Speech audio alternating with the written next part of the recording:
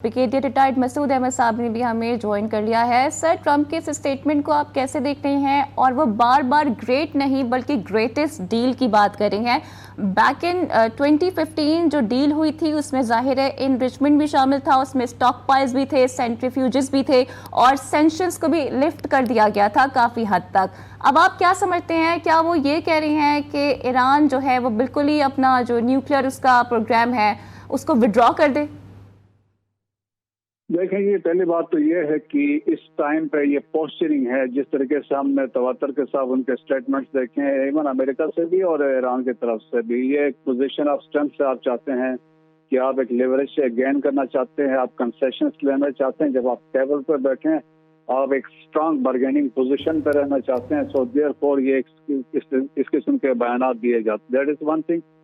और सेकंड जो है, देखें कि दो मेन कोर इश्यूज हैं जो वाइटल इश्यूज जिसको कहें, वन इज द न्यूक्लियर है, दूसरा स्ट्रेट ऑफ हॉर्मुज है। और अल्टीमेटली देखें सबका जो स्टेक होल्डर्स है उनका मानना है देयर इज रिक्वायरमेंट कि एक कम्प्रिहेंसिव डील होनी चाहिए जिसमें तमाम अमूर का इसमें चीजें इसमें इन्वॉल्व हैं।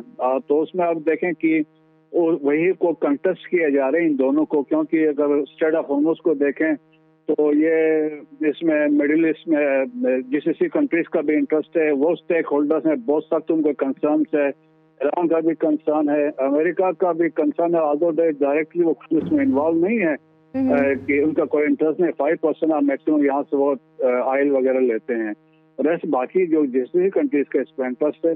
तो उस पर वो मैकेनिज्म होगा, स्पेशली पोस्ट वार जंग के बाद क्या होगा, दैट इज वेरी इंपॉर्टेंट। तो उसकी मॉडलिटीज उन्होंने तय करनी थी और पास में भी इस पर काफी डिस्कशंस हुई हैं। सेकंड न्यूक्लियर का है, देखें उसमें अभी तय ये करना है कि भाई आपने इन्रिचमेंट अगर अलाउ, वो तो ईरानीज कह रहे हैं भाई as per NPT we are allowed कि हम 3.67% इन्रिच कर सकते हैं फॉर पीसफुल मीन्स। और फिर सेकंड डिस्पोजल है कि जो इन्रिच यूरेनियम ऑलरेडी है उसका क्या डिस्पोजल होगा। 2015 में ये जो इन्रिच यूरेनियम था that was sended over to Russia ने इस दफा भी ऑफर किया है कि मैं इसको टेक ओवर करने को तैयार हूँ। तो इस पे बहुत सारी चीजें हैं, वो डिटेल्स अभी तय होनी है। तो बेसिकली मैं समझता हूँ कि ये दो मेजर चीजें हैं और इससे रिलेटेड है लेबनान का इशू होगा और फिर जो उनके सैंक्शंस है वो लिफ्ट करना वाली चीजें होंगी, इस पे बातचीत होगी। और इस पे दैट्स वाई ये बयानात इस वक्त ट्रम्प दे रहे हैं ताकि प्रेशर पड़े।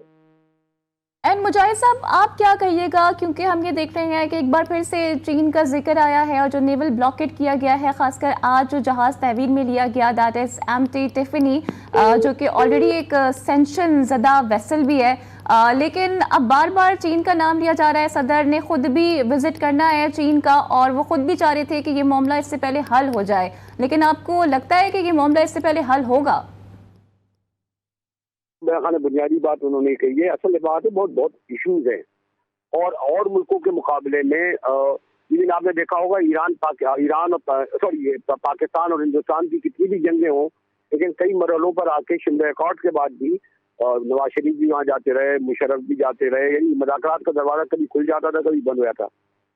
47 ईयर्स 47 साल तक ईरान अमेरिका का हर तरह का ताल्लुक बल्कि दुश्मनी जारी रही है और उनके जो दो बुनियादी मुतालबात हैं और बल्कि ईरान के तीन हैं।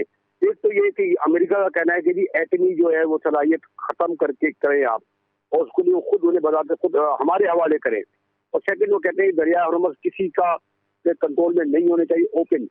दूसरा ईरान इस पर कम्प्रोमाइज करने के लिए तैयार ही नहीं है क्योंकि एटमी सलाहियत ही उसकी सबसे बड़ी कुव्वत है।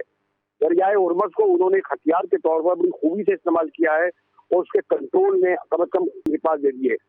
थर्ड पर उनका कहना यह है कि हमारे मुंजमद असासे जो 1979 में 140 अरब डॉलर के थे, 40 अरब डॉलर शायद अमेरिका में, 23 अरब डॉलर जापान में, यूएई में, इवन ये कि पाकिस्तान उस सैंक्शन की वजह से वो गैस लाइन पाकिस्तान में नहीं आ सका कि आज हमारे यहाँ जो है गैस। बिल्कुल सर, बेतहाशा ईरान पर सैंक्शंस भी लगी हैं और डोनाल्ड ट्रम्प जिस तरह सैंक्शंस की बात कर रहे होते हैं, ईरान की इकोनॉमी की बात कर रहे होते हैं, तो लगता तो यही है कि वो इस एतबार से ही कोई डील स्ट्रक करना चाहते हैं। सर साथ रहिएगा, आपका पॉइंट आ गया।